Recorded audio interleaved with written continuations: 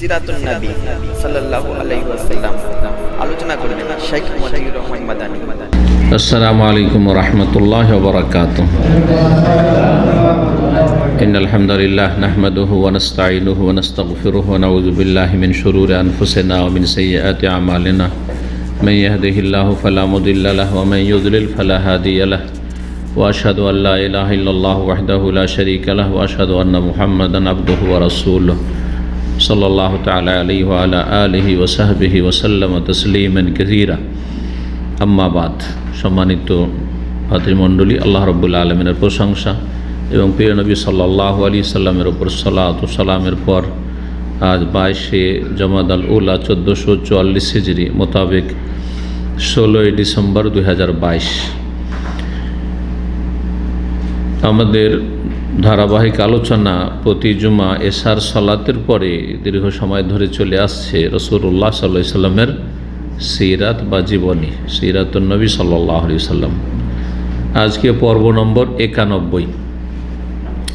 বিষয়বস্তু প্রিয় নবী সাল্লাল্লাহু আলাইহি সাল্লামের পরলোক গমন বা ইন্তেকাল। নবী সাল্লাল্লাহু আলাইহি সাল্লামের ইন্তেকাল, নবী সাল্লাল্লাহু আলাইহি সাল্লামের ওফাত, নবী সাল্লাল্লাহু আলাইহি সাল্লামের মৃত্যু, সবগুলি কথা কোরআন সুন্নাহ সম্মত। কোরআন এবং হাদিস স্পষ্ট ভাষায় এই মর্মে দলিল প্রমাণ পেশ করে, যা হচ্ছে আমাদের জন্য দলিল ওয়াহি, যে নবী সাল্লাল্লাহু আলাইহি সাল্লাম ইন্তেকাল করেছেন, মারা গেছেন, ওফাত পেয়েছেন। তুফিয়া রাসূলুল্লাহ সাল্লাল্লাহু আলাইহি সাল্লাম, ওফাত পেয়েছেন।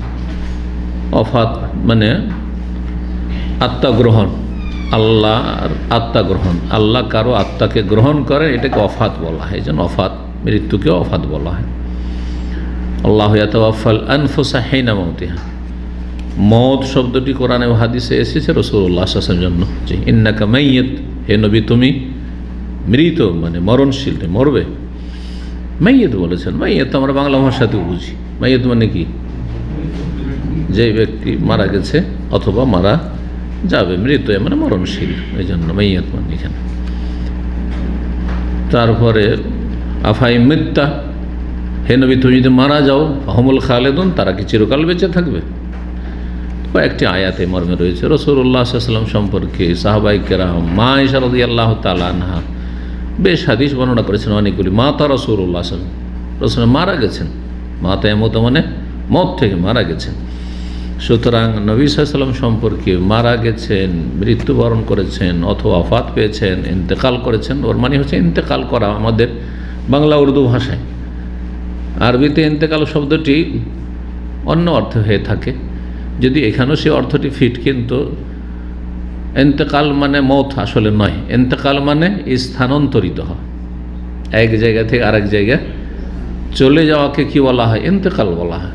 সেটা দুনিয়াতে দামামে ছিলেন, রিয়াজে শিফট হয়ে গেছেন, ট্রান্সফার হয়ে গেছেন জেদ্দা, মক্কা, অন্য জায়গায়, সৌদি আরব, সৌদি আরব, বাংলাদেশে চলে গেছেন। ইন্তেকালা ফুলানুন জাকিরুন মিন সৌদিয়া ইলা বাংলাদেশ। অমুক ব্যক্তি সৌদিয়া থেকে বাংলাদেশে ইন্তেকাল করেছেন, মানে চলে স্থানান্তরিত হয়েছেন। তো মানুষের মরণকে ইন্তেকাল কি জন্য বলা হয় বাংলা উর্দুতে? যে দুনিয়া থেকে আখিরাতে স্থানান্তরিত হয়ে যাওয়া, যেটা নিজের এখতিয়ারে নয়, আল্লাহর এখতিয়ারে পুরোপুরি। তো নবী সাল্লাল্লাহু আলাইহি সাল্লাম সম্পর্কে বেশি ভক্তি বা যে কোনো বিষয়, ধর্মীয় বিষয় বেশি ভক্তি করা শিরক বিদআতের লক্ষণ। নবী সাল্লাল্লাহু আলাইহি সাল্লাম সম্পর্কে যদি কেউ এই ভ্রান্ত আকীদা রাখে যে নবী মারা যাননি, নবী হায়াতুন নবী বেঁচে আছেন, সুতরাং নবী মারা গেছেন, নবী ইন্তেকাল করেছেন, নবীর ওফাত হয়েছে, এসব বলা যাবেই না। অথবা ধরেন বিশ্বাস করে যে হ্যাঁ নবীর ইন্তেকাল হয়েছে, তারপরও এই কথাগুলি বলা, এই শব্দগুলি বলা বেয়াদবি, এগুলো বেদাতি ধারণা, বেদাতি আকীদা। তো আপনার বিশ্বাসের সাথে যে যেমন প্রত্যেক ব্যক্তি যার প্রাণ রয়েছে তার মত রয়েছে, তার জীবন রয়েছে, তার কি রয়েছে? মরণ রয়েছে। এই আকীদা বিশ্বাসী আম্বিয়া রাসূলগণ দুনিয়া থেকে চলে গেছেন, মারা গেছেন, আর তার সাথে পরলোক গমন করেছেন বলেন, অথবা বলেন যে তিনি আল্লাহর সাথে মোলাকাত করেছেন, আল্লাহর পেয়ারা হয়ে গেছেন, যেমন আমাদের দেশি ভাষা এগুলো কিন্তু উর্দু বাংলা ভাষা, হ্যাঁ। কিন্তু যদি এই আকীদা আল্লাহর পেয়ারা হয়ে গেছেন, মানে মহরা বলা যাবে না, ওফাত বলা যাবে, সেই জন্য বলছি, তাহলে আপনি বেদাতি আকীদা নিয়ে বলছেন। তো আজকের বিষয়বস্তু হচ্ছে নবী সাল্লাল্লাহু আলাইহি সাল্লামের তিরোধান বা ইন্তেকাল, আল্লাহ রাব্বুল আলামিনের সাথে সাক্ষাৎ, জি, দুনিয়ার সমাপ্তি, ইহজগতের সমাপ্তি। রাসূলুল্লাহ সাল্লাল্লাহু আলাইহি ওয়াসাল্লামের ইন্তেকালের আগের সময়গুলি, যখন ইন্তেকালের সময় ঘনিয়ে এসছে, সেই সময় তার ইন্তেকালের, তার বিদায়ের বেশ কিছু লক্ষণ দেখা যায় রাসূলুল্লাহ সাল্লাল্লাহু আলাইহি ওয়াসাল্লামের কথা এবং কাজে। যখন দাওয়াতের কাজ কমপ্লিট হয়ে গেল, দাওয়াতের কাজ কমপ্লিট হওয়া মানে মক্কা বিজয় হয়ে গেল। মক্কা বিজয়ের সাথে সাথে আশেপাশে কিছু কুফরি শক্তি ছিল শক্তিশালী হয়ে, তায়েফের আশেপাশে, মক্কা তায়েফের মাঝে এইসব এলাকায়, সেজন্য হুনাইনের যুদ্ধ হলো, তায়েফের যুদ্ধ হলো, আর তারপরে তারাও পরাজিত হলো। কেউ স্বেচ্ছায় ইসলাম গ্রহণ করলে এসে, আর না হলে কেউ যুদ্ধের মাঠে জেহাদ ফি সাবিলিল্লাহ মুসলিম সাহাবায়ে কেরাম মুহাজির আনসারদের সাথে মোকাবেলায় গিয়ে তারা পরাস্ত হলো। এইভাবে যখন আর কোনো কুফরি শক্তি এমন মাথা উঠিয়ে থাকার মতো আরব দেশে নেই, তার মানে দাওয়াতের কাজ কমপ্লিট হয়ে গেছে। বাইরে এখন দাওয়াতের কাজ শুরু হয়ে গেছে, বাইরে জিহাদ ফি সাবিলিল্লাহ ঘোষণা শুরু হয়ে গেছে। আর এই জন্য রাসূলুল্লাহ সাল্লাল্লাহু আলাইহি ওয়াসাল্লাম আরব দেশ থেকে অবসর হয়ে রোম দেশের জন্য, আর রোমানদের দখলেই ছিল শাম দেশগুলি, শাম দেশ মানে বর্তমানে সিরিয়া, তারপরে লেবানন, প্যালেস্টাইন, জর্ডন, এই সমস্ত দেশগুলি কাদের দখলে ছিল? রোমানদের, ইউরোপিয়ানদের দখলে ছিল, যাদের রাজধানী ছিল সেই ইটালি বা রোমা। নবী সাল্লাল্লাহু আলাইহি ওয়াসাল্লাম সর্বশেষ জিহাদে ওসামা রাদিয়াল্লাহু তাআলার নেতৃত্বে প্রেরণ করলেন এই রোমানদের বিরুদ্ধে। দাওয়াতের কাজ কমপ্লিট হয়েছে, ইসলামের আধিপত্য কায়েম হয়েছে। নবী সাল্লাল্লাহু আলাইহি ওয়াসাল্লামের জীবনে তখন বিভিন্ন রকমের লক্ষণ দেখা দিল যে তিনি আর বেশি দিন দুনিয়ায় থাকবেন না।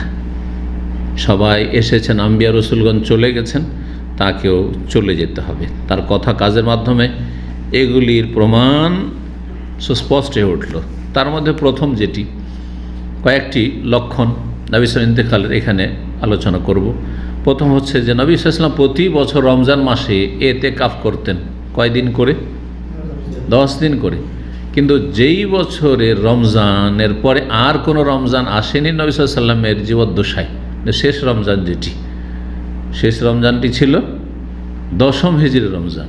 কারণ একাদশে মহরম, সফর, রবিউল আউয়ালে ইন্তেকাল হয়ে গেল। তাহলে 10ম হিজরির রমজান মাসে নবী সাল্লাল্লাহু আলাইহি ওয়াসাল্লাম কতদিন ইতিকাফ করেছিলেন? 20 দিন। মাশাআল্লাহ, জানা আছে 20 দিন ইতিকাফ করেছিলেন। কেন 20 দিন করলেন? ব্যতিক্রম। দীর্ঘ 9 বছর ধরে তো 10 দিন করে ইতিকাফ করেছেন। এটি একটি লক্ষণ তার আমলের মাধ্যমে যে তিনি আর দুনিয়ায় থাকবেন না, সামনে আর রমজান আসবে না। 2 নম্বর লক্ষণ, নবী সাল্লাল্লাহু আলাইহি ওয়াসাল্লাম প্রতি রমজানে জিবরাইল আলাইহিস সালামকে কোরআন শোনাতেন। যে কোরআন শোনানো কি আরবি ভাষায় মোরাজা বলা হয়, রিভাইজেশন। আর আমাদের দেশের হাফেজ আর হেফজখানার ভাষায় দৌড় করা বলা হয়। দৌড় করা, যে দৌড় চলছে, একবার পুরো শুনিয়ে দেওয়ার পরে এখন রিভাইজেশন চলছে। তো নবী সাল্লাল্লাহু আলাইহি ওয়াসাল্লাম প্রতি বছর একবার করে জিবরাইল আলাইহিস সালাম রাতে আসতেন, প্রত্যেক রাতে, আর শোনাতেন। এক রমজান শেষ হওয়ার আগে আগে একবার গোটা কোরআন শোনানো শেষ হয়ে যেত। জি, কারণ জিবরাইল আলাইহিস সালামের মাধ্যমে আল্লাহ নাযিল করেছেন। তো নবী সাল্লাল্লাহু আলাইহি ওয়াসাল্লামের যদি কোথাও কোনো রকমের কিছু থাকে, তাহলে সেগুলি সম্পর্কে কে বেশি জানেন? যিনি নিয়ে এসেছেন ওহী, জিবরাইল আলাইহিস সালাম। এই জন্য জিবরাইল আলাইহিস সালামকে শুনিয়েছেন। কিন্তু সর্বশেষ রমজানে নবী সাল্লাল্লাহু আলাইহি ওয়াসাল্লাম কোরআনে কারিমে কয়বার শুনিয়েছেন? 2 বার শুনিয়েছেন। আরাজাহুল কোরআন মাররাতাইন, সহিহ বুখারীতে রয়েছে, 2 বার কোরআন শুনিয়েছেন। তৃতীয় লক্ষণ, বিদায় হজে নবী সাল্লাল্লাহু আলাইহি ওয়াসাল্লাম একাধিকবার বলেছেন, সাহাবায়ে কেরামদেরকে, ইন্নিল্লা আদরি, আমি জানি না, লাল্লি লাল কাকুম বাদা আমি হাজা বেহাজাল মৌকিফে আবাদা, সম্ভবত আজকে যে এখানে আমি মেনায় আছি, আরাফে আছি, মুজদালিফা, এরপরে আর তোমাদের সাথে এই জায়গায় কোনো দিন দেখা হবে না। জি, আল্লাহু আকবার। নবী সাল্লাল্লাহু আলাইহি ওয়াসাল্লাম বলেছেন। নবী সাল্লাল্লাহু আলাইহি ওয়াসাল্লাম বলছেন মানে এইরকম নয় যে আমাদের মতো, আর আমাদের মতো এক শ্রেণীর বক্তা আর এক শ্রেণীর হুজুরদের মতো 2019 ইমাম মেহেদি চলে আসবে, হ্যাঁ, কিয়ামত 2024 পর্যন্ত হয়ে যাবে। আর এখন এই 2021-এ কিন্তু চলে এসছে ইমাম মেহেদি, আর কোনো জেলে আছে আরব দেশে। এক শ্রেণীর বক্তাদের ভণ্ডামি আছে আর উদ্ভট কথাবার্তা আছে।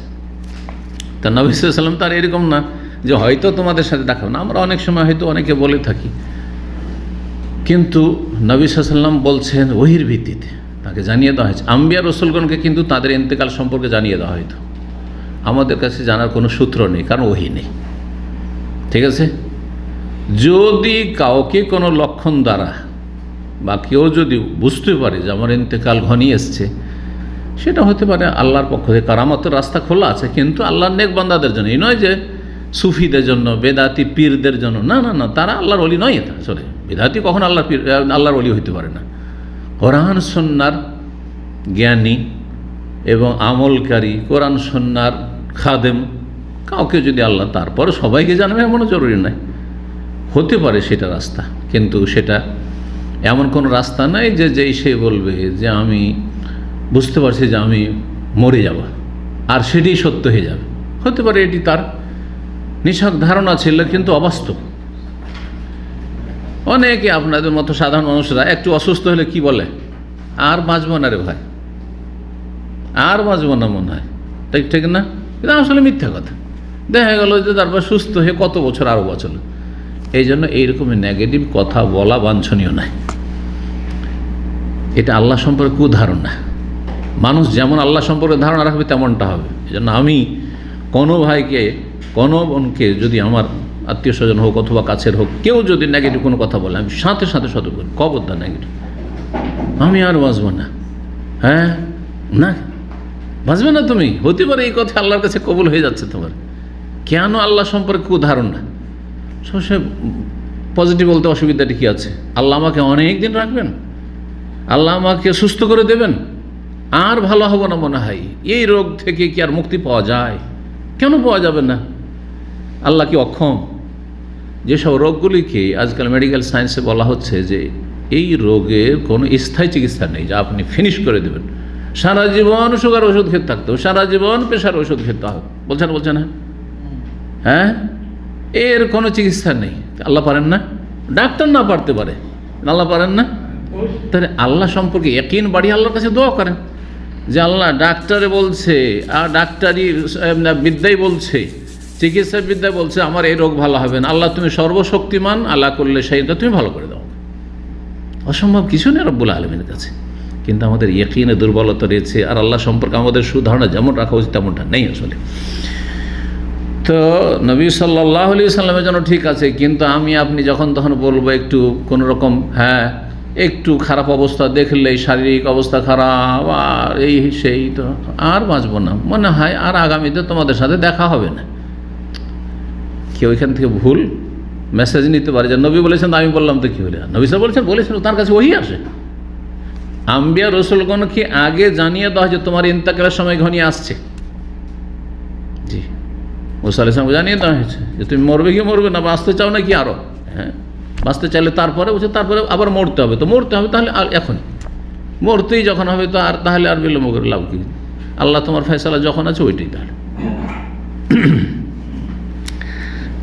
তো নবী সাল্লাল্লাহু আলাইহি ওয়াসাল্লাম বলছেন বিদায় হজে, একাধিকবার বলেছেন বিভিন্ন জায়গায়, লা আলকাকুম বাদা আমি হাযা, লা আদরি, আমি জানি না, সম্ভবত এই বছরের পরে তোমাদের সাথে আর এই জায়গায় কখনো দেখা হবে না। বেহাজাল মওকিফ আবাদা। জামরায়ে আকবায় পাথর মারতে এসেছেন, সাহাবায়ে কেরামগণ রয়েছেন সাথে, বলছেন খুযু আন্নী মানাসিকাকুম, তোমাদের হজের বিধিবিধান তোমরা আমার থেকে শিক্ষা নিয়ে নাও, গ্রহণ করো। কেন? বলছেন ফালাআল্লি লা আহুজ্জু বাদা আমি হাযা, হতে পারে যে এই হজের পরে আর কোনো হজ আমার জীবনে আসবে না, আর হজ করার সুযোগ হবে না, এসব বলেছে। এটাও একটা ইঙ্গিত। 4 নম্বর এটি ছিল। 5 নম্বর লক্ষণ, নবী সাল্লাল্লাহু আলাইহি সাল্লাম আইয়ামে তাশরিকেই ছিলেন। আইয়ামে তাশরিক মানে হচ্ছে জিলহজ মাসের 11, 12, 13। আইয়ামে তাশরিকের প্রথম দিন আর মধ্যবর্তী দিন আর শেষ দিন। তো মধ্যবর্তী দিন ছিল সেটি, তার মানে 12 তারিখ ছিল, জিলহজ মাসের 12 তারিখ ছিলেন কোথায়? মেনায় ছিলেন। সেই সময় নবী সাল্লাল্লাহু আলাইহি ওয়াসাল্লামের কাছে সূরা নাসর নাযিল, ইজা জাআ নাসরুল্লাহি ওয়াল ফাত। তাহলে মক্কা বিজয় আগে হয়েছে, মক্কা বিজয়ের পরে সূরা নাসর নাযিল হয়েছে, এটা প্রমাণ করে। জি, তো যখন নাজেল হইল এই হজের সময় এই সূরা ইজা জাআ নাসরুল্লাহ, তো নবী সাল্লাল্লাহু আলাইহি ওয়াসাল্লাম নিশ্চিত হয়ে গেলেন যে হ্যাঁ, এটা হচ্ছে আমার বিদায়ের সময়, বিদায়ের সময় ঘনিয়ে এসছে, এবং তার কাছে মরণের সংবাদ চলে এসে আল্লাহর পক্ষ থেকে মেসেজ চলে এসছে। 6 নম্বর লক্ষণ, একাদশ হিজরি, 10 হিজরি শেষ হয়ে গেল জিলহজ মাসে, একাদশ হিজরি মুহররম শুরু হলো সফর মাসে। সফর মাসের শুরুর দিকে নবী সাল্লাল্লাহু আলাইহি ওয়াসাল্লাম ওহদে গেলেন, যেখানে ওহদের যুদ্ধ হয়েছিল। তারপর সেখানে কি ছিল? শুহাদায়ে ওহদ, 70 জন সাহাবায়ে কেরাম রাদিয়াল্লাহু তাআলা আনহু আজমাইন, যারা ওহদের ময়দানে শহীদ হয়েছিলেন, তাদের সেখানে কবর রয়েছে, সেখানে গেলেন। আর তারপরে শুহাদাদের ওপর জানাজার সালাত আদায় করলেন। শহীদরা শহীদ হয়েছেন কত বছর আগে? 3য় হিজরিতে। ওহদ যুদ্ধ হয়েছে 3য় হিজরি। 3, 4, 5, 6, 7, 8, 9, 10, 8 বছর পরে, 8 বছর পরে সফর মাসে নবী সাল্লাল্লাহু আলাইহি ওয়াসাল্লাম যাচ্ছেন কোথায়? ওহদের ময়দানে। আর সেখানে গিয়ে শহীদদের উপর জানাজার সালাত আদায় করছেন। আর এই জানাজার সালাত ছিল কাল মুআদ্দে লিল আহইয়াই ওয়াল আমওয়াত, যেন তিনি বিদায় করছিলেন জীবিত মৃত সকলকে। যারা জীবিত আছে সাহাবায়ে কেরাম, তাদেরকে বিদায় করছিলেন যে বিদায় তোমাদের সাথে। আর যারা তার আগে ইন্তেকাল করছে তাদের কাছ থেকেও বিদায় নিচ্ছেন যে আর তোমাদের জিয়ারতে আমি আসতে পারবো না, এই শেষ আমার আশা। এটি ছিল 6 নম্বর লক্ষণ। তারপরে ফিরে আসলেন মসজিদ নববীতে মেম্বারে। ফিরে আসার পরে নবী সাল্লাল্লাহু আলাইহি ওয়াসাল্লাম একটি ভাষণ দিলেন, বলেন ইন্নী ফারাতুকুম, আমি তোমাদের আগে আগে আছি। ফারাত হচ্ছে যিনি অগ্রণী ভূমিকা পালন করেন, কোনো একটি প্রতিনিধি দলের যিনি প্রতিনিধি হিসাবে আগে থাকেন। ওয়াইন্নি শাহিদুন আলাইকুম, আর আমি তোমাদের জন্য আল্লাহর সামনে সাক্ষী, আল্লাহর কাছে সাক্ষী। পজিটিভ ভালো মানুষ হলে, নবী সাল্লাল্লাহু আলাইহি ওয়াসাল্লামের অনুসারী হলে সাক্ষী, ইতিবাচক সাক্ষী। আর যদি কেউ নাফরমান হয় আল্লাহ রসুলের, তাহলে নেগেটিভ সাক্ষী, বিরুদ্ধে সাক্ষী। ওয়াইন্নি, আর আমি বলছি, ওয়াল্লাহি, আল্লাহর কসম করে, লা আনজুরু ইলা হাউজিল আন, আমি যেন আমার হৌজে কাউসার দেখতে পাচ্ছি, হৌজে কাউসার দেখতে পাচ্ছি। এটি নবী সাল্লাল্লাহু আলাইহি ওয়াসাল্লাম মুজিজা, মুজিজা। আজকাল টিভির পর্দায় দেখছেন, সারা পৃথিবীর কোথায় কি কোন দুনিয়াতে কি হচ্ছে দেখছেন, অথবা সোশ্যাল মিডিয়াতে দেখছেন, কখনো লাইভ দেখছেন, কখনো এমনি দেখছেন। ওয়াইন্নি উতিতু মাফাতিহা খাজাইনিল আরদি, আর আমাকে দেওয়া হয়েছে সারা পৃথিবীর ধন ভাণ্ডারের চাবি সমূহ। মাফাতিহ, মিফতার বহু বচন, মিফতা মানে চাবি, আর খাজাইন, খাজানাতুর বহু বচন, খাজানাতুন মানে হচ্ছে ভাণ্ডার।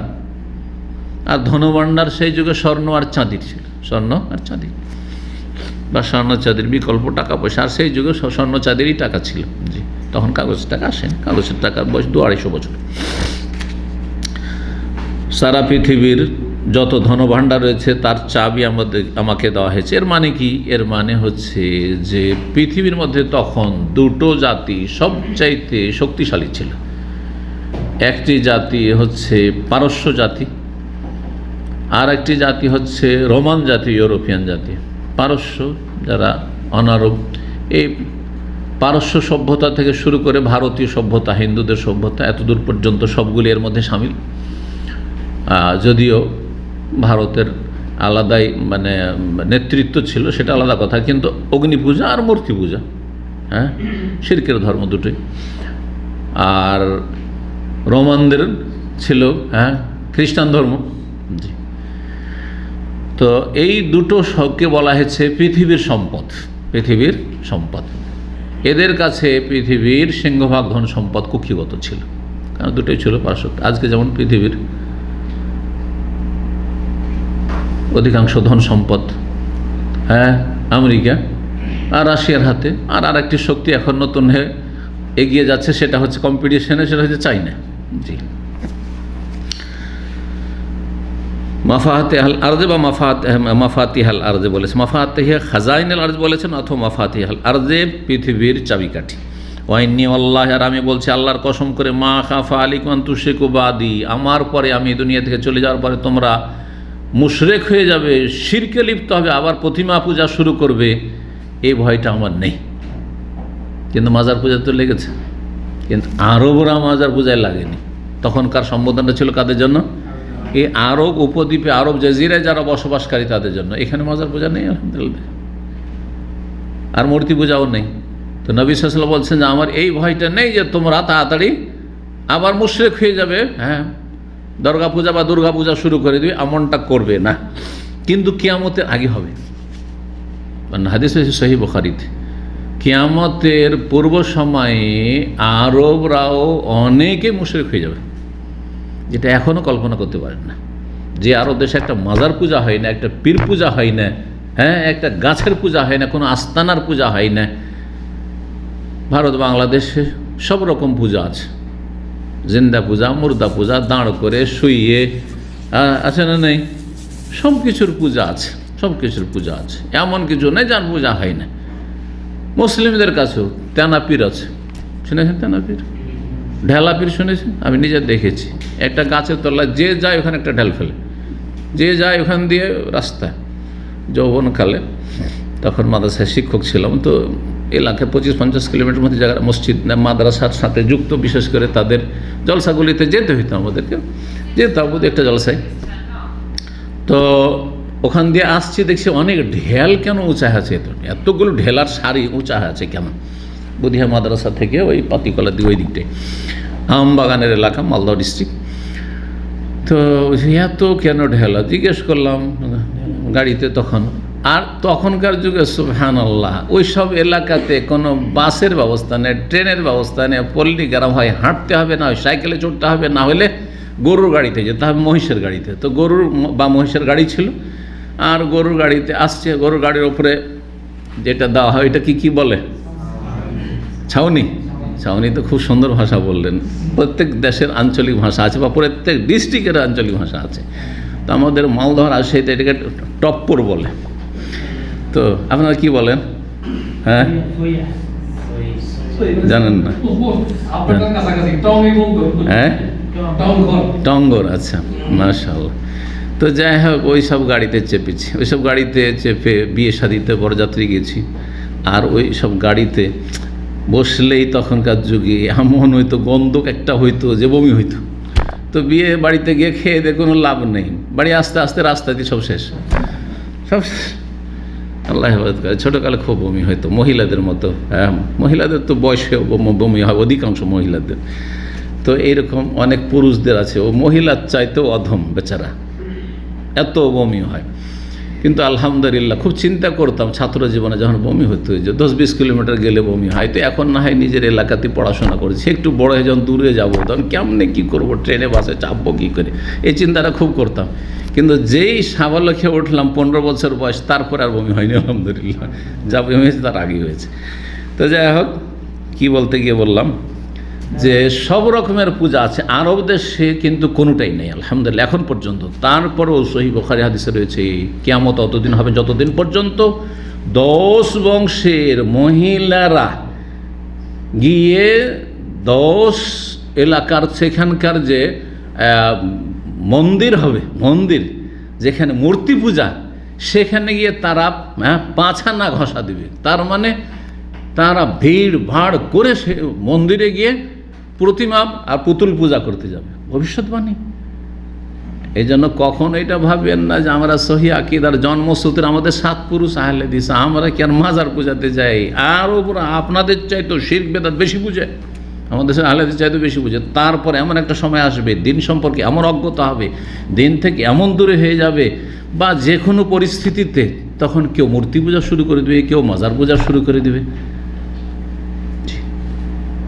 আমরা অনেক ওলামাদের ইতিহাস পড়েছি, যেসব ওলামাদের পূর্বপুরুষরা কেউ সাহাবায়ে কেরামের বংশ ছিল, একসময় শিয়া হয়ে গেছে,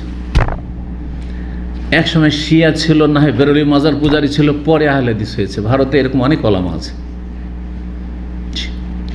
যাদের বংশধর মাঝখানে পথভ্রষ্ট হয়েছে। কত পুরুষে পথভ্রষ্ট হয়ে থেকেছে, বড় শিরক কুফরিতে থেকেছে। তো আল্লাহর নিয়ামত হচ্ছে হেদায়েত। দোয়া করেন যে আল্লাহ যেন হেদায়েতের ওপর টিকিয়ে রাখেন। মানে হেদায়েত হওয়াটা বড় কথা নয়, হেদায়েত হয়ে যদি 10টা 20টা 50টা বছর 100টা বছর টিকেই না থাকে, আপনি হেদায়েত থাকলে আপনার ছেলেমেয়েরা খারাপ হয়ে গেল, তো হেদায়েত তো টিকলো না। যেমন টাকা পয়সা যদি না থাকে তাহলে কত আক্ষেপ লাগে, আর হেদায়েত যদি না থাকে তাহলে কত আক্ষেপ করা উচিত। আল্লাহ হেফাজত করেন। তো আমার ভয় লাগে না, নবী সাল্লাল্লাহু আলাইহি ওয়াসাল্লাম বলছেন, আল্লাহর কসম করে বলছি, তোমরা আমার পরে শিরক করবে। সাহাবায়ে কেরামরা শিরকের দিকে যাবেন না, এতটুকু জানছেন নবী সাল্লাল্লাহু আলাইহি ওয়াসাল্লাম। হ্যাঁ, স্বর্ণযুগ, সেটা সবচেয়ে ভালো যুগ। ওয়ালাকিন আখাফু, কিন্তু আমাকে ভয় লাগছে। সাহাবা তাবেইন, তাবেইন, ধীরে ধীরে মানুষ একটু দুনিয়ামুখী স্বাভাবিক হবে। নবী সাল্লাল্লাহু আলাইহি ওয়াসাল্লামের সোহবত ছিল, নবী সাল্লাল্লাহু আলাইহি ওয়াসাল্লামের সংসর্গ ছিল, নবী সাল্লাল্লাহু আলাইহি ওয়াসাল্লামের তরবিয়ত প্রশিক্ষণ ছিল। দেখেন, যত ভালো মানুষের মজলিসে আপনি থাকবেন তত ঈমান তাজা থাকবে, আর যত খারাপদের সাথে চলাফেরা করেন ভালোও খারাপ হয়ে যাবে, কয়দিনের মধ্যে খারাপ হয়ে যাবেন। জি, তো ওলাকিন্নি আখাফ, আমাকে ভয় লাগছে।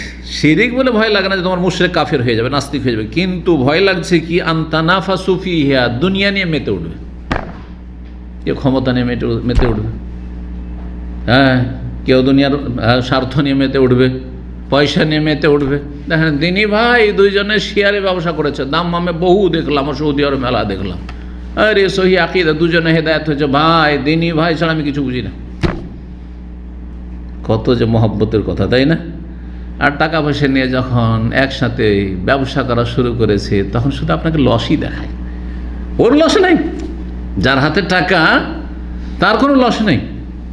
তিক্ত এগুলো কথা, তিক্ত কথা, কাউকে বিশ্বাস করবেন না আপনি, যতই পরহেজগার মনে হোক না কেন, আমাকে বিশ্বাস করবেন না আপনি, কারোর সাথে শেয়ারে ব্যবসা করবেন না। এই সহি আকীদা দিনী ভাই এরা পয়সার ক্ষেত্রে, আমানতের ক্ষেত্রে, আর ব্যবসা বাণিজ্যের ক্ষেত্রে, আর দুনিয়ার স্বার্থের ক্ষেত্রে অত্যন্ত দুর্বল। ইল্লা মাশাআল্লাহ, হাজারে একটা খুঁজে পাবেন না আপনি। যার ফলে ধোকা খাবেন না যে আমার তো দিনী ভাই, একসাথে দীর্ঘদিন ইসলামিক সেন্টার দাম আমি 80-10 বছর তার সাথে পরিচয়। খবরদার না, নিজের পয়সা থাকলে নিজে করেন, আর না হলে কারো হাতে বসে দিতে চান না। সাবধান। জি, আল্লাহ হেফাজত করুন। ভয় লাগছে যে দুনিয়া নিয়ে তোমরা মেতে উঠবে, প্রতিযোগিতা শুরু করে দেবে, কম্পিটিশন। 7 নম্বর লক্ষণ, নবী সাল্লাল্লাহু আলাইহি ওয়াসাল্লাম একদিন অর্ধেক রাত চলে গেছে, মা আয়েশা রাদিয়াল্লাহু তাআলা আনহার বাড়িতে ছিলেন, সেখান থেকে উঠে বাকির কবরস্থানে চলে গেছেন। আর যাওয়ার পরে সেখানে বাকির কবরস্থানে গিয়ে সালাম বললেন কবরবাসীকে। বাকির কবরস্থান কোথায়? মদিনায়। এটাকে আমাদের দেশের অধিকাংশ মুসলিমরা কি বলে? জান্নাতুল বাকি। কোনো হাদিসে জান্নাত শব্দটি নেই। জান্নাতুল বাকি মদিনার কবরস্থান, আর মক্কার হলে জান্নাতুল মুআল্লা। এর মাধ্যমে একটু বিদাতি কথা। 2 নম্বর কথা, এর মাধ্যমে মানুষকে ভুল মেসেজ দিচ্ছেন যে কারো যদি বাকিতে কবর হয় তার মানে সে জান্নাত, কারো যদি মক্কায় দাফন হয় তাহলে জান্নাত না, নিশ্চিত না, মোটেই না। মানুষ জান্নাত পাবে তার ঈমান, আকীদা, আমলের মাধ্যমে।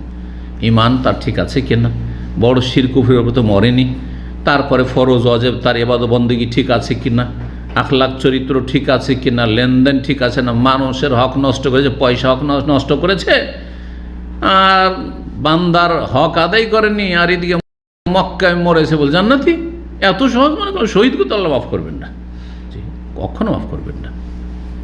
মদিনায় মারা গেছে আর মদিনায় কবর পেয়েছে, জান্নাতি। এত সহজ কার জন্য? শত লোকের জন্য সহজ, ইমানদার লোকের জন্য সহজ, যে আল্লাহর হক নষ্ট করেনি, মানুষের হক নষ্ট করে, সুন্নত নফল বেশি করতে পারেনি, প্রয়োজন নেই। সুন্নত নফল যদি নাও করে, কিন্তু আল্লাহর কোনো বড় হক নষ্ট করেনি আর মানুষের হক নষ্ট করেনি। জি, এক পয়সা কারো মেরে খায়নি। কেউ বলতে পারবেন যে আমার 1 টাকা মেরে খেয়েছে জেনে শুনে। অর্ধরাতে বাকিতে গেলেন। জান্নাতুল বাকি আর জান্নাতুল মুআল্লা বলা তাহলে বেদাতি ভাষা। বাকি শব্দ রয়েছে, মাকবারাতুল বাকি, মাকবারা মানে কবরস্থান। আমরা উর্দু বাংলায় কবরস্থান বলি, আর আরবিতে কি বলা হয়? মাকবারা বলা হয়।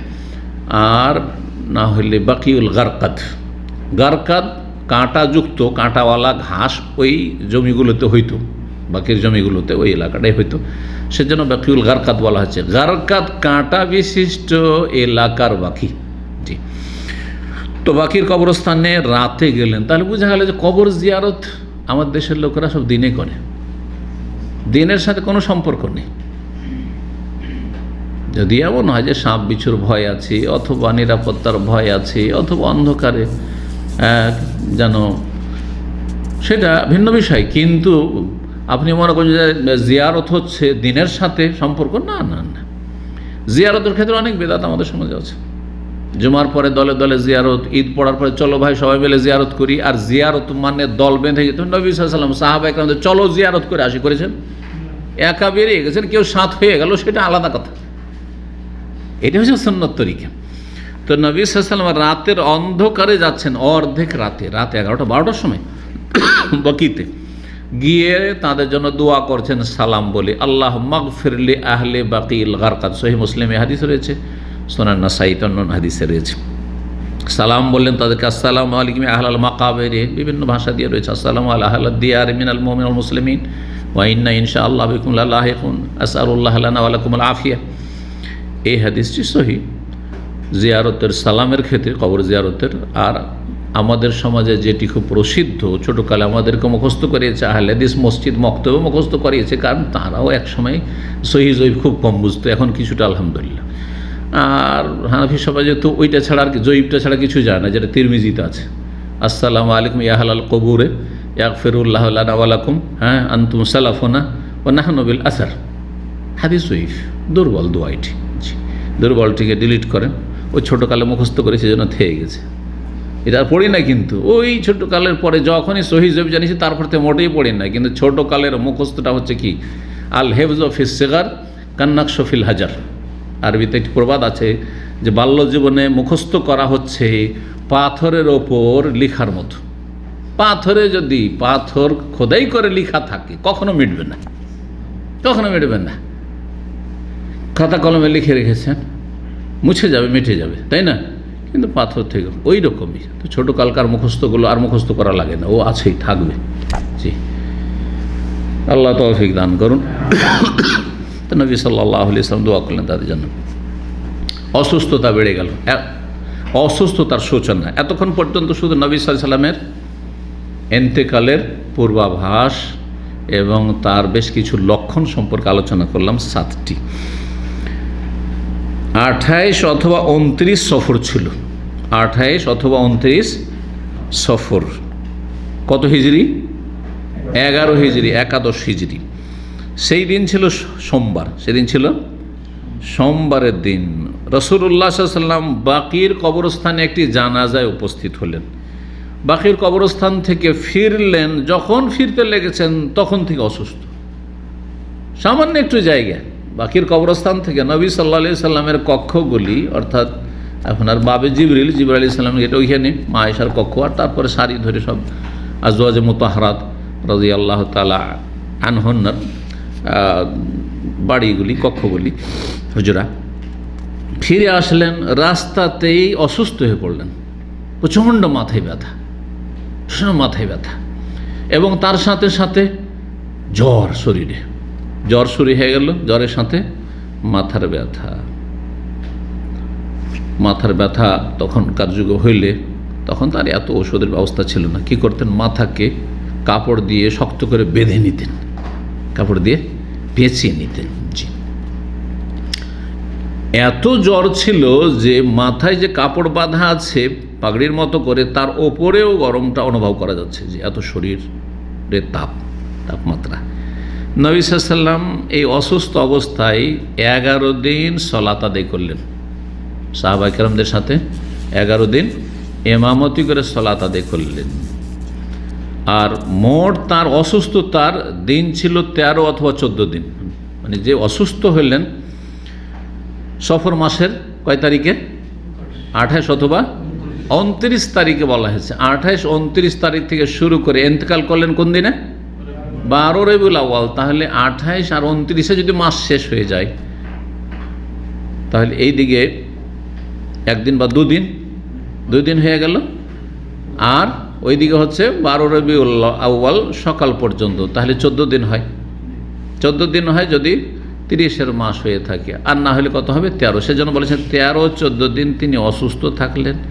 আর এই 13-14 দিনের ভিতরে 11 দিন সাহাবায়ে কেরামদের সাথে মসজিদ নববীতে গিয়ে ইমামতি করে সালাত আদায় করলেন। তারপরে আলোচনার বিষয়বস্তু হচ্ছে সর্বশেষ সপ্তাহ, নবী সাল্লাল্লাহু আলাইহি ওয়াসাল্লামের জীবনের শেষ সপ্তাহ। রাসূলুল্লাহ সাল্লাল্লাহু আলাইহি ওয়াসাল্লাম এই শেষ সপ্তাহে খুব বেশি অসুস্থ হয়ে পড়লেন, অসুস্থতা বেড়ে গেল।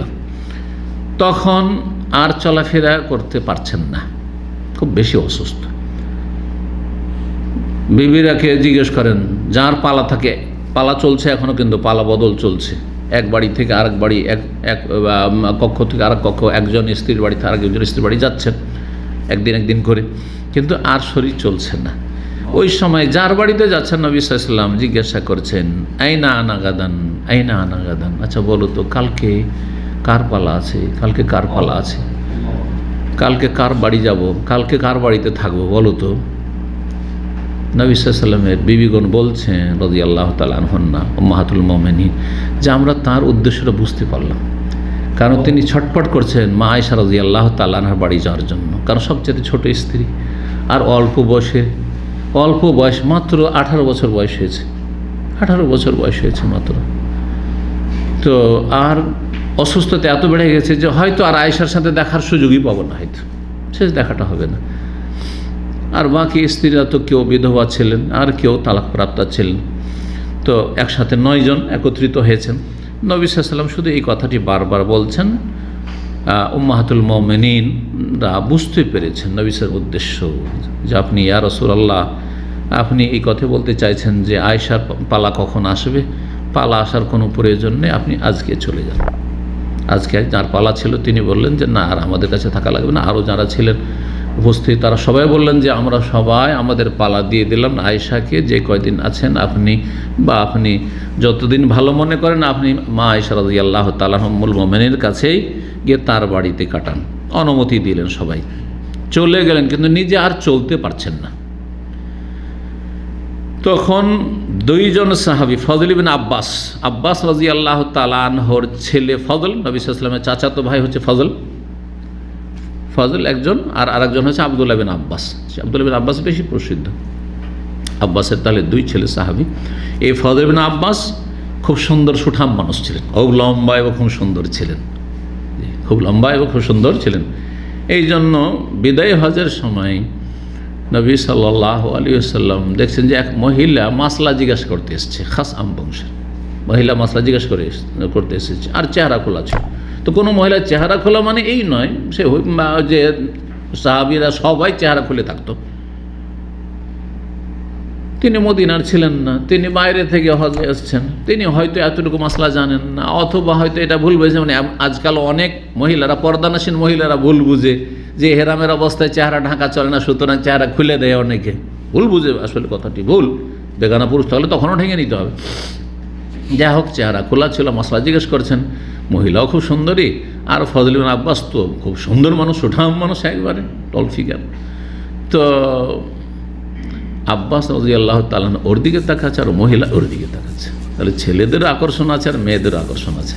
তো নবী সাল্লাল্লাহু আলাইহি ওয়াসাল্লাম করছেন কি, আব্বাসের ছেলে ফজল, এই ফজল, আব্বাস রাদিয়াল্লাহু বলছিলাম না, আব্বাসের ছেলে, এই ফজলের চেহারাটা নবী সাল্লাল্লাহু আলাইহি ওয়াসাল্লাম যখন ওইদিকে তাকাচ্ছে ঘুরিয়ে দিচ্ছে, এরকম আড় করে বলছে ওইদিকে ঘুরো, ঘুরিয়ে দিচ্ছে। তো নবী সাল্লাল্লাহু আলাইহি ওয়াসাল্লাম কখনো কখনো দাওয়াত দিচ্ছেন মানুষকে কাজের দ্বারা, কথার দ্বারা নয়।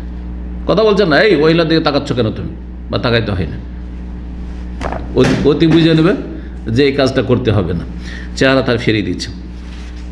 তো যাই হোক, ফজল বিন আব্বাস আর আলী বিন আবি তালেব দ্বিতীয় ব্যক্তি ছিলেন আলী রাদিয়াল্লাহু তাআলা আনহু। দুইজনের কাঁধে ভর দিয়ে এইভাবে, যারা চলতে পারে না তারা কি করে, কাঁধে ভর দিয়ে চলে না, কাঁধে ভর দিয়ে গেলেন মা আয়েশা রাদিয়াল্লাহু তাআলা আনহার বাড়িতে। মাথা বাঁধা ছিল, পা নড়বড় করছিল, মানে পা পেতে হাঁটতে পারছেন না, আল্লাহু আকবার, হাঁটতে পারছেন না। শেষ সপ্তাহটা সেখানে কাটলো নবী সাল্লাল্লাহু আলাইহি সাল্লামের মা আয়েশা রাদিয়াল্লাহু তাআলা আনহার বাড়িতে।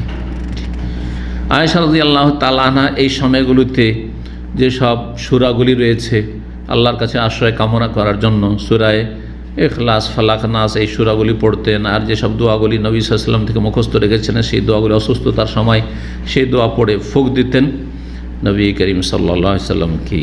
জি, এবং ফুঁক দেওয়ার পরে নবী সাল্লাল্লাহু আলাইহি ওয়াসাল্লামের হাতখান নিয়ে সেই হাতখান বুলিয়ে দিতেন, হাতখান ফিরিয়ে দিতেন নবী সাল্লাল্লাহু আলাইহি ওয়াসাল্লামের শরীরে। এই জন্য যে মা আয়েশার হাতের চাইতে তিনি কথা বলতেন যে আমার হাতের চাইতে যেহেতু নবী সাল্লাল্লাহু আলাইহি ওয়াসাল্লামের হাত বেশি বরকতপূর্ণ, সেই জন্য তার হাতে ফুঁক দিয়ে তার হাতটা তার মোবারক শরীরে আমি ফিরিয়ে দিতাম। এইবার রাজাল বারাকাতে নবী সাল্লাল্লাহু হাতের বরকতের উদ্দেশ্যে। জি, ইন্তেকালের 5 দিন যখন বাকি, তখন যা ঘটল, সেই দিনটি ছিল বুধবার। ইন্তেকালের 5 দিন পূর্বেই সেই দিনটি ছিল বুধবার। এত বেশি জ্বর বেড়ে গেল আর এত বেশি সিরিয়াস হয়ে গেলেন যে মাঝে মাঝে বেহুশ হয়ে যান, হঠাৎ করে সেন্স হারিয়ে দেন। জি, বেহুশ হয়ে যান। যখন বেহুশ হয়ে যান, তারপরে যখন একটু হুঁশ আসে তখন বললেন নবী সাল্লাল্লাহু আলাইহি ওয়াসাল্লাম, ইহরিকু আলাইয়া সাবা কিরাবিন মিন আবারিন শাত্তা, বিভিন্ন জায়গার কূপ থেকে পানি নিয়ে 7 মশক পানি আমার শরীরে ঢেলে দাও। জ্বরের অবস্থায় আজও কিন্তু ডাক্তাররা কি বলছে, গোসল করাতে বলছে। আরব দেশের ডাক্তাররা বিশেষ করে, আমার দেশের ডাক্তাররা অনেক সময় গোসল করতে নিষেধ করে, জ্বরে কি বলে গোসল করতে বা করাতে নিষেধ করে। তারপরেও শরীর থেকে তাপমাত্রা কমানোর জন্য মাথায় পটি বাঁধা বা মাথায় পানি ঢালা, পাগুলি ধুয়ে দেওয়া, হাতগুলি ধুয়ে দেওয়া, এগুলো করায়। গোসল করাতে নিষেধ করে এই জন্য যে আমার দেশটা হচ্ছে সেখানকার আবহাওয়া হচ্ছে ঠান্ডা বেশি আবহাওয়া, সে আবহাওয়াতে ক্ষতি হয়ে যায়। তো অনেক সময় নিউমোনিয়া হওয়ার আশঙ্কা থাকে, নিউমোনিয়া হলে মারা যাবে। তো যার ফলে ডাক্তার হয়তো নিষেধ করে। কিন্তু আরব দেশে জ্বর হলেই সবচেয়ে উত্তম চিকিৎসা হচ্ছে গোসল করা, আর ঠান্ডা পানি দিয়ে, কোন করে ঠান্ডা পানি দিয়ে গোসল করা, বরফের পানি দিয়ে। আমি দেখেছি বাচ্চাদের হয়েছে, জ্বর হয়েছে, আর আমি ক্লিনিকে নিয়ে গেছি একসময়, ছোটো বাচ্চারা যখন ছিল, প্রথম কাজ কি, বরফ নিয়ে এসে, ফ্রিজ থেকে বরফ নিয়ে এসে তার কপালে টপালে সব কিছুতে বরফ দিই, আর হাতে বরফ দিই, আর পায়ে বরফ দিয়ে একবার ঠান্ডা করে দিচ্ছে, জ্বরটা তাড়াতাড়ি কমিয়ে দিতে হবে। জ্বর বেশি থাকলে অসুবিধা আছে। বরফের পানি দিয়ে একবারে পা ধুয়ে দেওয়া, হাত ধুয়ে দেওয়া, বরং বলে যাও বাড়ি নিয়ে গিয়ে বাসা নিয়ে গিয়ে গোসল করে দাও, গোসল করে দাও। জি, দেখেন আরব দেশে আপনি দিনে গোসল করেন, রাতে গোসল করেন, দিনে 14 বার করে গোসল, কিচ্ছু হবে না, ক্ষতি হবে না, পরীক্ষিত। এই দেশে ছোট বাচ্চাকেও যদি আপনি বিকেলে গোসল করান, সন্ধ্যায় করান, এসা পরে করান, কোনো ক্ষতি হবে না। কিন্তু আমাদের দেশে ছোট ছোট বাচ্চাদেরকে, যারা কোলের শিশু, 6 মাস 1 বছরে, সেসব বাচ্চাদেরকে জোহরের আগে আগে গোসল করায়, বিকাল হলে মোটেই গোসল করাবে না, বলে যে পানিটা লেগে যাবে। এটা গ্রাম্য ভাষা বলছি, পানি ক্ষতি করে দেবে। জি, তো আবহাওয়ার পার্থক্য, তো যেখানে যে চিকিৎসক থাকবে সেখানকার আবহাওয়া সম্পর্কে তাকে অভিজ্ঞ হতে হবে। তো নবী সাল্লাল্লাহু আলাইহি ওয়াসাল্লাম বলে 7 মশক পানি আমার উপর ঢালো, হাত্তা আখরাজা ইলান নাস, যাতে করে আমি মানুষের কাছে একবার যেতে পারি, মানে যেতে পারি, ফা আহাদু ইলাইহিম, তাদেরকে কিছু উপদেশ দিতে পারি, ওসিয়ত করতে পারি। নবী সাল্লাল্লাহু আলাইহি ওয়াসাল্লামকে একটি বড় পাত্রে, বড় পাত্র, মটকা, বড় পাত্র, জি, যাতে বসা সম্ভব হয়, বসিয়ে দেওয়া হলো, যেটাকে মিখজাব বলা হইতো। আর তারপরে নবী সাল্লাল্লাহু আলাইহি ওয়াসাল্লাম পানি ঢালা শুরু হলো। যখন পানি ঢালা শুরু হলো, 1 মশক, 2 মশক, বুঝেন তো মশক কিসের হয়?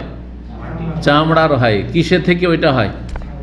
গোটা ছাগলের চামড়াটা, গোটা ছাগলের চামড়াটা খালিয়ে নিয়ে, মানে খাল চামড়াটা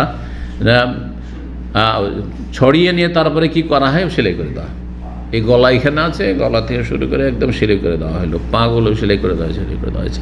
যখন পানি ভরবে অথবা পানি বেশি ঢালতে হবে তখন গলার দিক থেকে, আর যখন অল্প অল্প করে পানি ঢেলে আপনি খাবেন ঝুলছে, তখন একটা পায়ে একটা ছিদ্র আছে নলের মতো, হ্যাঁ, যেমন লোটার কি থাকে একটা নল থাকে ওই রকম। জি হ্যাঁ, মশক দেখেছেন না দেখেননি?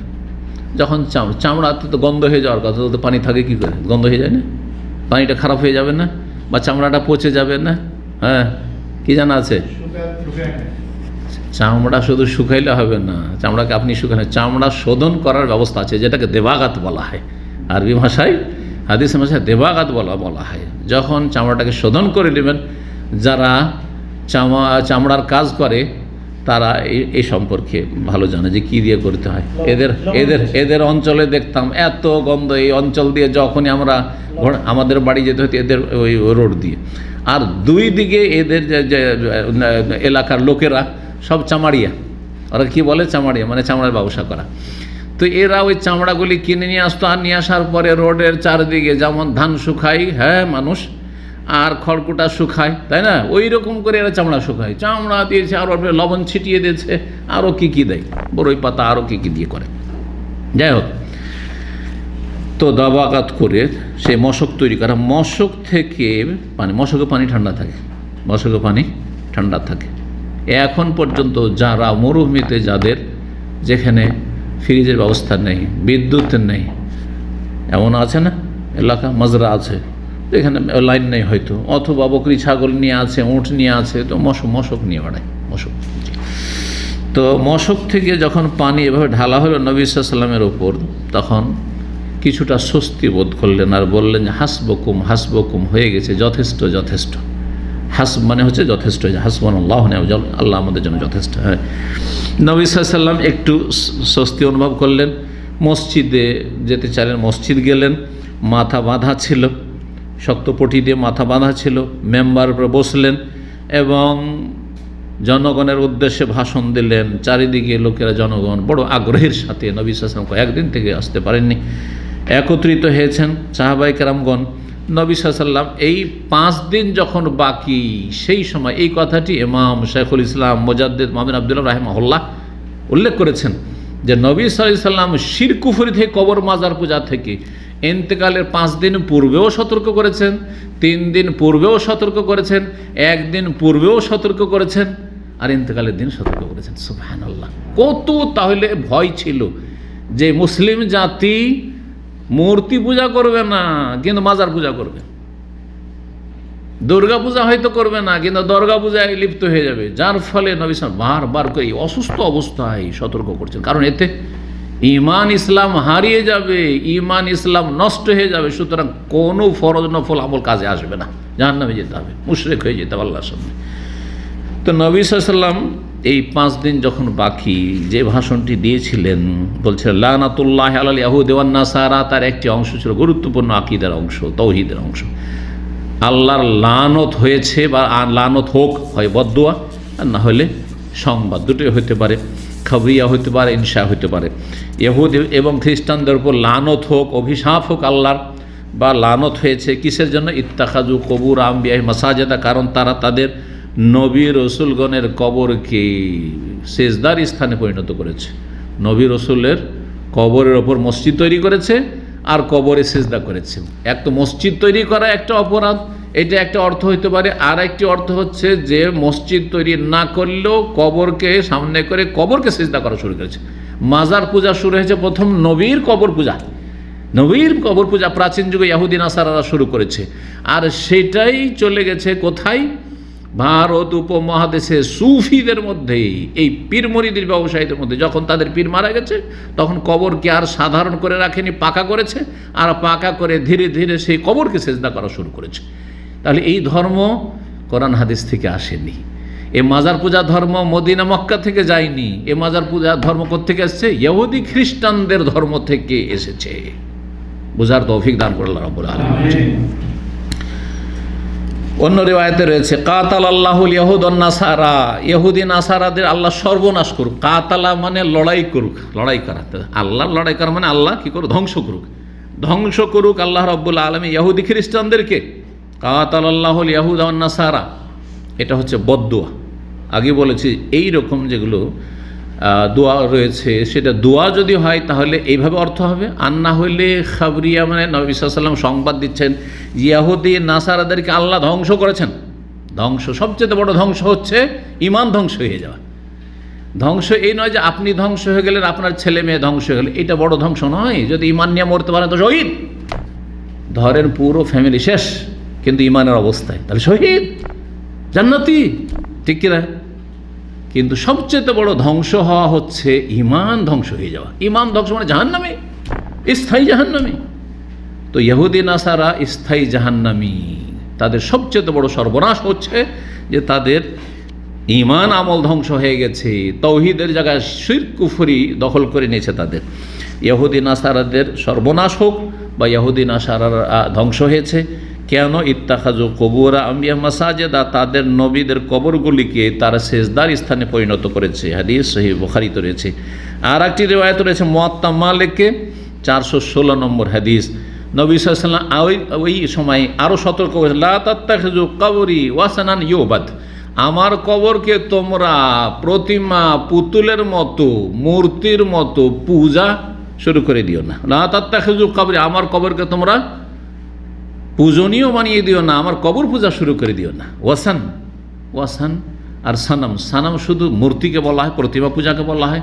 আর ওয়াসান যে কোনো আল্লাহ ছাড়া অন্যের পূজাকে বলা হয়। সেটা মূর্তি প্রতিমার আকারে হইতে পারে, আবার গাছের পূজাও হইতে পারে, মাজার পূজাও হচ্ছে ওয়াসান, মূর্তি নয় কিন্তু মাজার, সেটা হচ্ছে ওয়াসান। ওয়াসান হচ্ছে আম কথা, তাহলে ওয়াসান আর সানামে হচ্ছে এই পার্থক্য। আল্লাহ আমার কবরকে শিরকের আস্থানে পরিণত করিও না, যেই দুই রকমের রিওয়ায়াত রয়েছে। এখানে রয়েছে তোমরা করিও না, সাহাবায়ে কেরামদেরকে সতর্ক করেছেন, লা তাত্তাখিযু কবরি ওয়াসানা ইউবাদ, আমার কবরকে তোমরা পূজনীয় হিসাবে গ্রহণ করিও না, যার পূজা শুরু হয়ে যাবে এমনটা করিও না। আর আরেকটি রিওয়ায়াত রয়েছে, আল্লাহ লা তাজআল কবরি ওয়াসানা ইউবাদ, আল্লাহ আমার কবরকে পূজার সুযোগ দিও না, কবর পূজার সুযোগ দিও না। আজকে বড় বড় আইম্মাদের কবর পূজা হচ্ছে, আব্দুল কাদের জিলানির, খাজা মঈনুদ্দিন চিশতির, শাহজালাল, এদের কবরের পূজা হচ্ছে। শুধু তাই নয়, বরং উজবেকিস্তান, আজারবাইজান, ওইসব এলাকা ছিল অনেক মুহাদ্দিস, অনেক ফোকাহা, তাদের কবর পূজা হচ্ছে, তাদের কবর পূজা হচ্ছে। তো এই জন্য যে কোনো ব্যক্তিকে, যেই ব্যক্তি বিশেষ করে সমাজে নেক বলে বিশেষ করে গণ্য, তাকে আরও বেশি সতর্ক হইতে হবে, জাতিকে সতর্ক করে যেতে হবে শিরক কুফরি থেকে। আর আল্লাহর কাছে দোয়া করতে হবে যে আল্লাহ আমার ক্ষেত্রে যেন মানুষ বাড়াবাড়ি করে শিরক বিদআতে লিপ্ত না হয়। আল্লাহ আমাদের হেফাজত করুন। নবী সাল্লাল্লাহু আলাইহি ওয়াসাল্লাম তাই করেছেন। নবী সাল্লাল্লাহু আলাইহি ওয়াসাল্লাম ওই দিনে যে ভাষণ দিলেন, যখন 5 দিন বাকি, তাই না? জি, ওখানে আছি। তখন ভাষণ দেওয়ার একটা অংশে বললেন যে দেখো, আমি যদি কারো হক নষ্ট করে থাকি, কাউকে কষ্ট দিয়ে থাকি, কাউকে মেরে থাকি, কারো মান-ইজ্জত নষ্ট করে থাকি, তাহলে আমি হাজির প্রতিশোধ নিয়ে না, কেসাস নিয়ে না। নিজেকে পেশ করে দিলে কিসের জন্য? কেসাসের জন্য। আল্লাহু আকবার। কি আছে, আমরা কি করছি এরকমটা? হ্যাঁ, জানি না কখন মারা যাব ভাই, সুতরাং যদি আপনাদের কারো দাবি দেওয়া থাকে যা আছে বলেন, আর যদি কেসাস নেওয়ার থাকে যে পিঠ হাজির। আল্লাহু আকবার। নবী সাল্লাল্লাহু আলাইহি ওয়াসাল্লাম সাইয়্যিদুল মুরসালিন, তিনি হচ্ছেন কোরআনের বাস্তব তাফসীর, জীবন্ত তাফসীর, তিনি তাই করেছেন। বলেছেন এই মর্মে নবী সাল্লাল্লাহু আলাইহি ওয়াসাল্লাম, মান কুনতু জালাতু লাহু জাহরান, আমি যদি কারো পিঠে মেরে থাকি, ফালিয়াস্তাকিদ মিনহু, তাহলে এর প্রতিশোধ নিয়ে নিক, আমাকে মেরে না। ওমান কুনতু শাতামতু লাহু ইরজান, কারো যদি মান ইজ্জত নষ্ট করে থাকি, যে তার মানহানি করেছি, তাহলে ফালিয়াস্তাকিদ মিনহু, তাহলে সে প্রতিশোধ নিয়ে নিক, বদলা নিয়ে নিক। তারপরে মেম্বার থেকে নামলেন, জোহরের সালাত আদায় করলেন, তারপর আবার ফিরে গেলেন, মেম্বারে বসলেন, আর তারপর আগের কথাগুলি আবার পুনরাবৃত্তি করলেন, আরও বিভিন্ন বিষয় নিয়ে আলোচনা করলেন। সেই সময় যখন বললেন যে যার যে হক রয়েছে সে হক আমার কাছে ফিরিয়ে দাও, তখন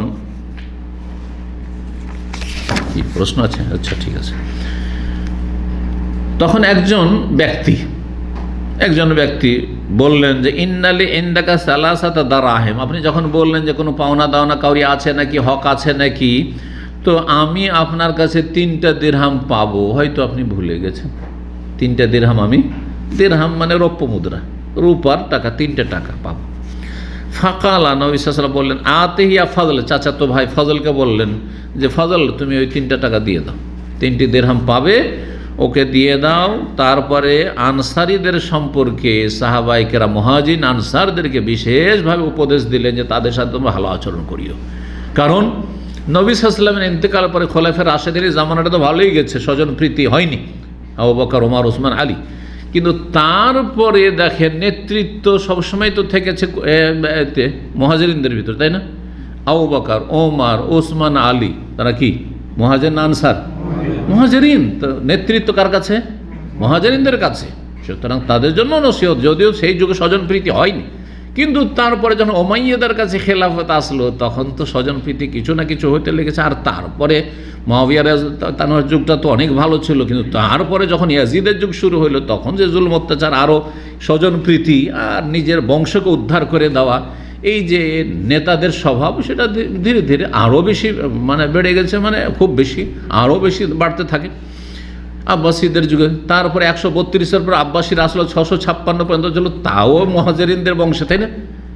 হযরত আব্বাস সাহাব নবী সাল্লাল্লাহু আলাইহি ওয়াসাল্লামের চাচার বংশে। আর তার আগে বানু উমাইয়া হচ্ছে মুআবিয়া, নবী সুফিয়ান, আবু সুফিয়ান রাদিয়াল্লাহু তাআলা তাদের বংশে। সবগুলি মুহাজির। নেতৃত্ব কার হাতে?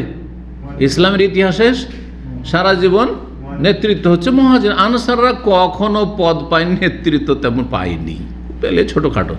এই জন্য বিশেষভাবে নবী সাল্লাল্লাহু আলাইহি ওয়াসাল্লাম তো ওহীর মাধ্যমে অনেক কিছু জানছে, ভবিষ্যতে যে ফিতনা ফাসাদ হবে, আর স্বজন প্রীতি হবে, আর নিজের লোকদেরকে দেখা হবে, গোত্রীয় শাসন হবে, সব জানছেন। তো নবী সাল্লাল্লাহু আলাইহি ওয়াসাল্লাম বিশেষভাবে আনসারদের সম্পর্কে বলছেন, উসিকুম বিল আনসার, তোমাদেরকে হে মুহাজিরিনরা শোনো, তোমাদেরকে আনসারীদের সাথে ভালো আচরণের জন্য ওসিয়ত করছি বিশেষভাবে। ফাইন্নাহুম কারশি ওয়া আইবাতি, তারা হচ্ছে আমার অন্তরঙ্গ। কার্শ বলা হয় পেটকে, এখনও বলে আরবরা কার্শ। কারো যদি পেট বড় হয় যা কার্শ কবির, হ্যাঁ জানেন শব্দটা শুনেছেন? হ্যাঁ, কার্শ মানে বাতন, পেট। তো পেট বাতন কেন বলা হয়? জাহের নয় তো, কারণ পেট ভিতরে, পেট পাকস্থলীর ভিতরে। তো এরা হচ্ছে আমার অন্তরঙ্গ, যারা অন্তরঙ্গ আমার ভিতরে খবর রাখে, আমার সবচেয়ে ঘনিষ্ঠ ব্যক্তি, আপনজন এরা, যদি আমার বংশের না তারা। ওয়া আইবাতি, এবং এরা হচ্ছে আমার আইবাতুন হয় থলের ভিতরে লুকায়িত জিনিস থাকে, এরা হচ্ছে আমার আপনজন, এরা হচ্ছে আমার প্রিয়জন, এরা হচ্ছে আমার অন্তরঙ্গ। সুতরাং তাদের সাথে তোমরা ভালো ব্যবহার করিও। ওয়াকাদ কাযাউল্লাযী আলাইহিম, আনসারীরা তাদের দায়িত্ব যথাযথ পালন করেছে। জিহাদ ফি সাবিলিল্লাহ, তারা যেইভাবে কোরবানি দিয়েছে সেটা কিয়ামত পর্যন্ত স্মরণ রাখতে হবে। যেখানে দেখেন যতগুলি জিহাদ হয়েছে, মুহাজিরিন কয়জন শহীদ হয়েছেন আর আনসার কয়জন শহীদ হয়েছেন, দেখবেন আনসারীদের শহীদের সংখ্যা তুলনামূলক বেশি, তাদের কোরবানি। তারপরে আজ পর্যন্ত, আজ যতই ধার্মিক আর আল্লাহওয়ালা বলে সহি আকীদা বলেন, কেউ যদি বিদেশি হিজরত করে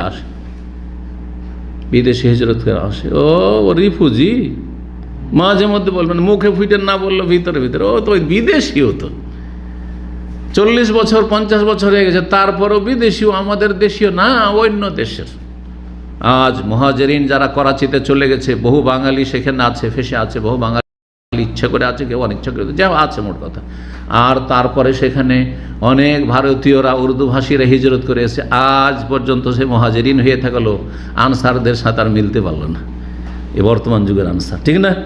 ওদেরকে বিদেশি মনে করা হয় তাদেরকে। এই হচ্ছে মুসলিমদের চরিত্র। যেই পাকিস্তান ইসলামের নামে আল্লাহ ইলাহার দোহাই দিয়ে পাকিস্তান পৃথক করা হয়েছিল ভারত থেকে, আর স্বাধীন করা হয়েছিল। জি, কথা হচ্ছে যে মানুষের এটা স্বভাব। তো নবী সাল্লাল্লাহু আলাইহি ওয়াসাল্লাম বললেন যে তারা তো তাদের দায়িত্ব সুন্দর পালন করে দিয়েছে। বাকিয়াল্লাযী লাহুম, তাদের হকটা বাকি আছে, তাদের হক আদায় হয়নি এখন, তাদের হক আদায় করিও তোমরা। ফাকবালু মিন মুহসিনিহিম, তারা যদি ভালো করে তো ভালোটা সাদরে গ্রহণ করিও। ওয়া তাজাওয়াজু আন মুসলিম, কেউ যদি খারাপ আচরণও করে কোনো আনসারীর সন্তান, তাহলে তাদেরকে উপেক্ষা করিও, মাফ করে দিও। অন্য রিওয়ায়াতে রয়েছে নবী সাল্লাল্লাহু আলাইহি ওয়াসাল্লাম বললেন, ইন্নান নাস ইয়াকসুরুন, মানুষ, অন্যান্য মানুষের সংখ্যা বাড়বে, ওয়া তাকিল্লুল আনসার, আনসারীদের সংখ্যা কমে যাবে। আনসারীরা ধীরে ধীরে সংখ্যালঘু হয়ে যাবে, আর মুহাজিরিনরা, যার কাছে ক্ষমতা তার হচ্ছে দেশ, তাই না? আর তাদের সংখ্যা বাড়ছে, তাদের ধন সম্পদ বাড়ছে, এই না হচ্ছে। এমন হয়ে যাবে এক সময়, হাত্তা ইয়াকুনু কাল মিলহি ফিত তাম, যে আনসারীরা খাবারের লবণের মতো হয়ে যাবে। খাবার যদি 1 কিলো গোস্ত পাকান তো কতটা লবণ থাকে? 1 চিমটি, 1 চামচ। তো ওই রকম আনসারিরা হয়ে যাবে ধীরে ধীরে। অথচ আনসারিদের সংখ্যা কম না, আওস খারজারা বিশাল বংশ, যে তাদের সংখ্যা কম না, অনেক বেশি, মুহাজিরিনদের চাইতে কম না। ফামান ওয়ালিয়া মিনকুম আমরান, তোমাদের মধ্যে কেউ যদি নেতৃত্ব পায়, ইয়াদুর রফি আহাদান, আর তাতে তার ক্ষমতা থাকে যে কারো ক্ষতি করতে পারবে, অয়ানফু উপকার করতে পারবে, ফালিয়াকবাল মিন মুহসিনিহিম, আনসারীদের ভালোটা কবুল করিও, ওয়ায়াতাজাওয়াজ আন মুসিইহিম, এবং তারা যদি খারাপ কিছু করে দেয়, দোষ ত্রুটি করে, তাদেরকে ক্ষমা করিও।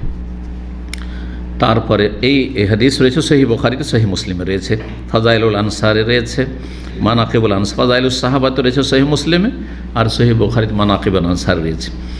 আরেকটি হাদিস, যে হাদিসটি এর আগে কিন্তু আলোচনা এসেছে বিভিন্ন কিতাবে, সেই হাদিসটি শোনাই। নবী সাল্লাল্লাহু আলাইহি ওয়াসাল্লাম বললেন এই ভাষণে, ইন্না আবদান খাইয়ারাহুল্লাহ, একজন বান্দা, আল্লাহর বান্দা আছে, তাকে আল্লাহ অপশন দিলেন, এখতিয়ার, চয়েস দিলেন যে কোনটা চাও তুমি, কি যে আইয়ুতিয়াহু মিন জাহারাতিদ দুনিয়া মাশা, দুনিয়ার কি চাও, সাজসজ্জা, দুনিয়ার ভোগবিলাসের সামগ্রী কি চাও, অবাইনা ইনদাহু, হয় দুনিয়া চাও, নেতৃত্ব আর দুনিয়ার সুখ শান্তি, নাকি আল্লাহর কাছে যে নিয়ামত আছে সে নিয়ামতের জন্য আসতে চাও, কোনটা চাও।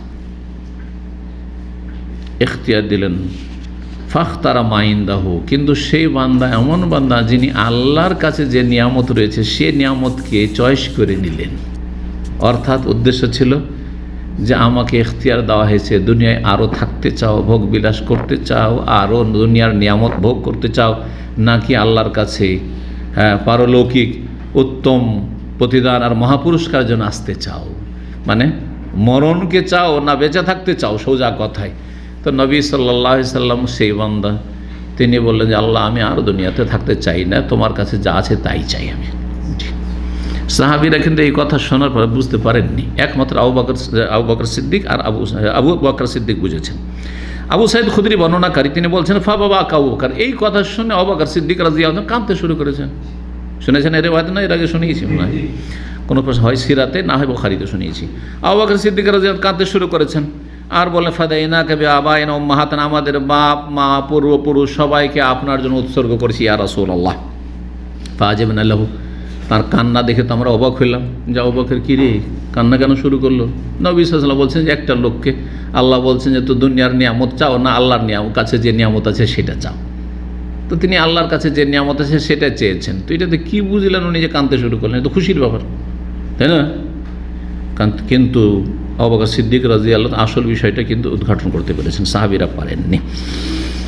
অবাকে তারা বলছেন অনুজুর এলা হাজার শেখ, এই শেখকে দেখেন, শেখ এলমের শেখ, শেখ আর যদি বয়সের শেখ হয় তাহলে মুরব্বী, এই মুরব্বীকে, যেমন আপনার বাংলা কি বলছেন, আরে মুরব্বীকে দেখো দেখো কান্না করছে, তো দেখো এই মুরব্বীকে যে ইউখবিরু রাসূলুল্লাহ আন আবদিন, একটা বান্দা সম্পর্কে রসুল বলছেন সাল্লাল্লাহু আলাইহি সাল্লাম যে খাইয়ারাহুল্লাহ, আল্লাহ তাকে অপশন দিলেন কি বাইনা আইয়ুতিয়াহু মিন জাহারাতিদ দুনিয়া, দুনিয়ার নিয়ামতের সামগ্রী চাও, অবাইনা মাইন্দাহু, না কি আল্লাহর কাছে যা আছে তা চাও। আর তিনি কাঁদছেন আর বলছেন আমার বাপ মা পূর্বপুরুষ 14 গোষ্ঠী সব আপনার জন্য কোরবান উৎসর্গ, এই কথা বলছেন আর কাঁদছেন। কিন্তু আসল রহস্যটা এই ছিল যে ফাকানা রাসূলুল্লাহ হুয়াল মুখাইয়ার, সেই বান্দা হচ্ছেন স্বয়ং রাসূলুল্লাহ, যাকে আল্লাহ অপশন দিয়েছেন, এখতিয়ার করতে বলছেন যে একটা নাও, দুনিয়ায় থাকবে না আমার কাছে আসবে।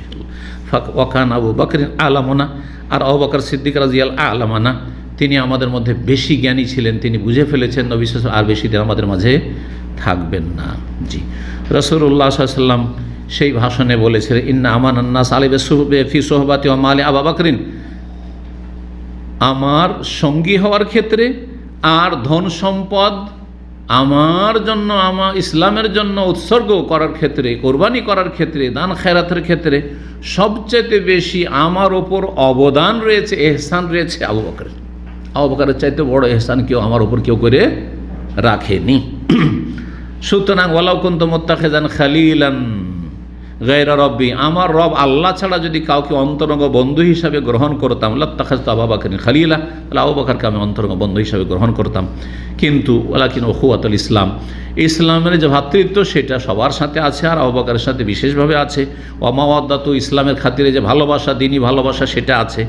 কিন্তু আমি খলিল হিসাবে কোনো ব্যক্তিকে গ্রহণ করতে পারছি না আমার রব আল্লাহ রব্বুল আলামিন ছাড়া, কারণ তিনি হচ্ছেন খলিলুল্লাহ, তিনি হচ্ছেন খলিলুল্লাহ। তারপরে বললেন যে আবু বকর সিদ্দিক রাদিয়াল্লাহু তাআলা যখন এত অবদান রয়েছে, তো তার কিছু মর্যাদাও রয়েছে, আমাদের কাছে মূল্যায়নও রয়েছে। লা ইউবকায়না ফিল মসজিদে, মসজিদের চারিদিক থেকে লোক মসজিদ নবীতে ঢুকতো, যে যেদিক থেকে আসলো নিজের বাড়ির দিক থেকে মসজিদে ঢুকে গেল, খোলা ছিল, শুধু ওপরে ছাউনি আর খুঁটি লাগানো আছে খেজুরের, আর বাকি সব দিক খোলা চারিদিক থেকে। এতে হয়তো কি কখনো কুকুর ঢুকে যাচ্ছে, কখনো আর কিছু ঢুকে যাচ্ছে, এইরকমটা হচ্ছে। তো বললেন যে মসজিদের কোনো দরজা আর থাকবে না, মসজিদের কোনো দরজা থাকবে না খোলা, ইল্লা সুদ্দা, সবগুলি বন্ধ করে দাও, ইল্লা বাবা আবু বকর, তবে আবু বকর বাড়ির সামনে যে ছোট দরজাটি আছে স্পেশাল, সেই দরজাটি তার থাকবে, যাতে করে তাকে ঘুরে তার বাড়ি থেকে মসজিদে ঢুকতে না হয়, সরাসরি যাতে বাড়িতে ঢুকতে পারে। জি। আর নবী সাল্লাল্লাহু আলাইহি সাল্লাম নিজের কক্ষ থেকে যখন বেরোতেন, তো নবী সাল্লাল্লাহু আলাইহি সাল্লামের বাড়িগুলি মসজিদে নবীর সাথে লাগানো ছিল। কোন দিকে সেটা? হ্যাঁ, পূর্ব দিকে। দক্ষিণে তো কিবলা, তাহলে কিবলার উল্টো দিক হচ্ছে হ্যাঁ উত্তর, ঠিক না? তাহলে যখন দাঁড়াবেন কিবলামুখী মসজিদ নববী, তো ডান হাতে কি হবে? ডান হাতে পশ্চিম, আর বাম হাত হচ্ছে পূর্ব। তো বাম হাতে সারিভাবে নবী সাল্লাল্লাহু আলাইহি সাল্লামের বিবিগণের কক্ষগুলি বা হুজরাতগুলি ছিল।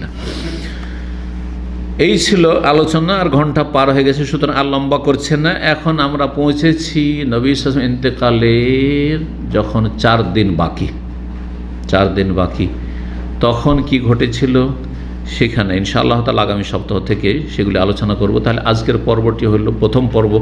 ভাবছিলাম যে হয়তো অর্ধেকটা আজকে করে দিলে দুটো পর্বে নবী সাল্লাল্লাহু আলাইহি ওয়াসাল্লামের ইন্তেকাল বা পরলোক গমন সম্পর্কে আলোচনা শেষ হয়ে যাবে, কিন্তু এখন মনে হচ্ছে যে কমপক্ষে 3টি আলোচনা হবে।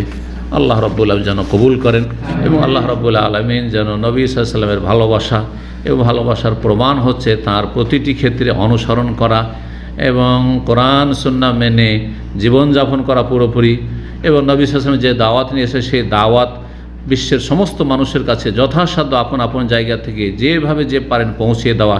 আল্লাহ রাব্বুল আলামিন এই সমস্ত ভালো কাজ করার তৌফিক দান করেন, ভালো কথা আমাদের কবুল করেন, ভালো কাজ কবুল করেন, আর যদি কখনো ভুল ভ্রান্তি হয় আল্লাহ যেন মাফ করে দেন।